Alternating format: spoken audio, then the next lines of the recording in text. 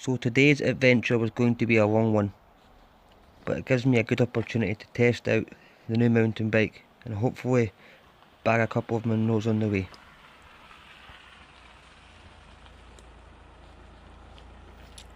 So the trip starts at the Win of D car park, which you can see today is full of campers, and it's good to see after months of lockdown everyone's finally getting back to enjoy the great outdoors again.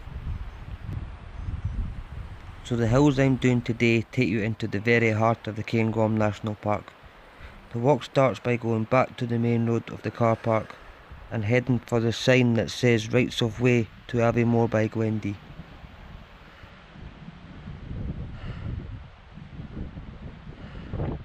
At first the track leads through some lovely woodlands before it opens up alongside the River Dee.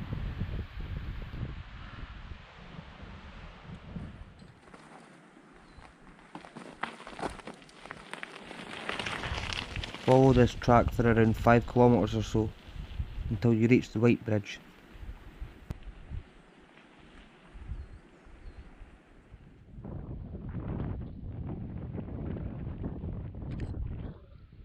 Cross over the bridge and continue along the track, ignoring the path that goes to the right that heads to the Wari Grue.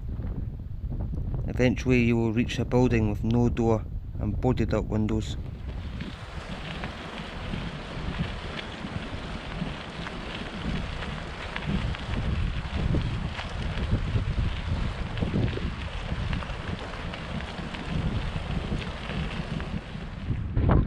Here we have dangerous building. Go and have a look. That way it's falling down. It's not got a door or anything, but in an emergency you could use this. I'll go look inside. Here we go.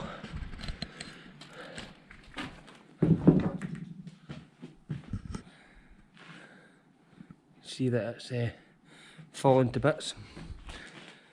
Must have been an old lodge or a bothy or something. People have been here as well. In case of emergency you could stay in there. Some people camping over there. Good to be out again. Very good. It's been a hard couple of months for us all, I think. Just to get out here and remote and nobody here. It's perfect. Right, we're continuing up that track there. We've got a long way to go, so I'll see you up there.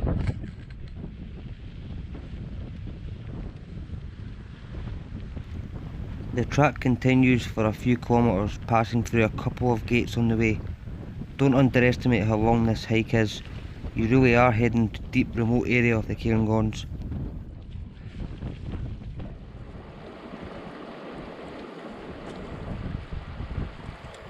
Eventually you reach your first river crossing, the Altdude Moor.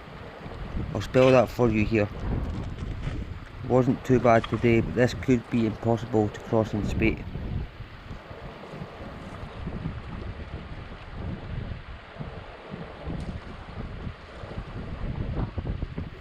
A short distance after, you soon reached a second river crossing over the River Geldy itself. So here we are. This is the final river crossing, the River Geldy. That will require you to wade in. That's up to your knee. Had to take my socks and that off and wade through that. You can't cycle through that. Up there is the old lodge. We've got to see that, and then there's the Monroes we're doing behind them.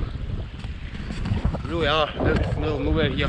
We're about at least 15 miles away from any roads. That's amazing. And there's no one here. Superb. Anyway, we'll head up there and we'll see you at the lodge. We'll go and check that out.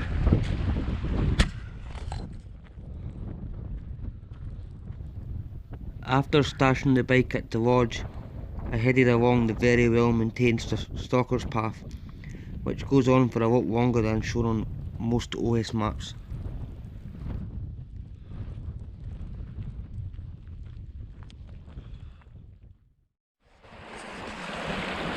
So here we are at the end of the Stalker's Path. Cross this little burn and then you head up there. There's a slight path. Eventually the path peters out and you've got the ridge of the First Monroe pathless. Great day for it. I'm absolutely knackered. This is a long hike. But we'll get up there and we'll see how we get on. The faint path soon fades away as you head through some peat bog and start heather bashing up the hill, trying to reach that north ridge.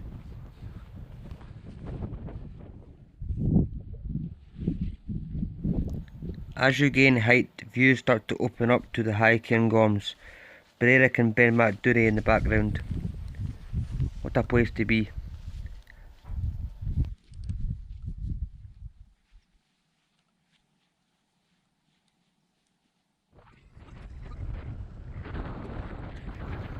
And after 4 hours of hard slogging and cycling, the first summit is reached, Cairn and Eagleg. I don't know about you, but some of these hills are very hard to pronounce.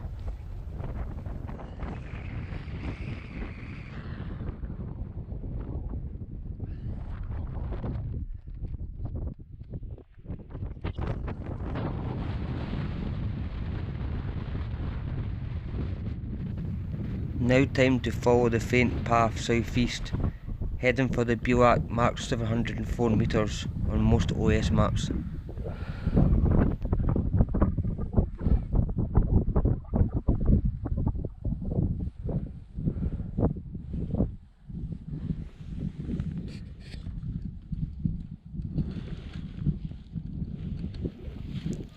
By this point I am absolutely knackered.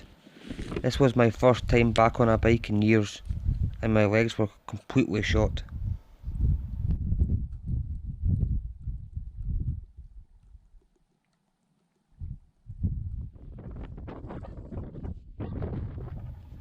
But an hour or so later I reached Monroe number 2 and Sgarsoch, which means the place of the sharp rocks, but there were no sharp rocks to be found.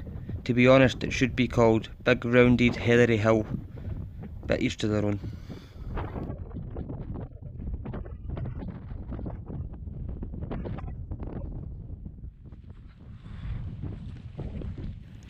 From here you follow a faint path east, which is soon lost, and you start your descent through thick heather and bog, but you can see Gildea Lodge and where the bike is stashed.